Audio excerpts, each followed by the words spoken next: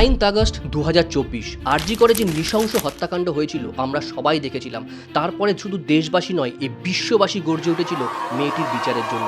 কিন্তু আজকে 11 মাস হয়ে গেছে, বিচার তো আমরা পাইনি। তারপরে এরকম নৃশংস ঘটনা প্রচুর হয়েছে। আমরা তখন দেখেছিলাম যে কিভাবে তথ্যগুলোকে লোপাট করা যায়, কিভাবে এটাকে প্রোটেক্ট করা যায়। জনসাধারণ গর্জে উঠেছিল, প্রশাসনের বিরুদ্ধে আওয়াজ তুলেছিল যে এর ব্যবস্থা নেওয়া উচিত। কিন্তু এখনো পর্যন্ত কোনো ব্যবস্থাই হয়নি। এই ঘটনার 1 বছর হতে না হতে তখন হয়েছিল স্বাস্থ্যকেন্দ্রে, এবার হলো শিক্ষা কেন্দ্রে। ঠিক সেম ভাবেই একটি মেয়ে আবার কিন্তু মেয়েটা বেঁচে আছে এবং সে সমস্ত কিছু পুলিশকে শেয়ার করেছে। পুলিশ কিন্তু এর তথ্য প্রমাণ সবই পেয়েছে। এখন শুধু অপেক্ষার পালা যে প্রশাসন এবং আদালত এই বদমাইশটার কিভাবে বিচার করে। আইনে বলা রয়েছে একজন সর্বোচ্চ শাস্তি হতে পারে 20 বছর অথবা যাবজ্জীবন কারাদণ্ড, অর্থাৎ সে যত দিন বেঁচে থাকবে তত দিন তাকে কারাদণ্ড ভোগ করতে হবে। তাহলে কবে নারীরা সুরক্ষিত হবে? মেয়ে হয়ে জন্মানোটা কি পাপ? তাই কিন্তু আওয়াজ থামালে চলবে না।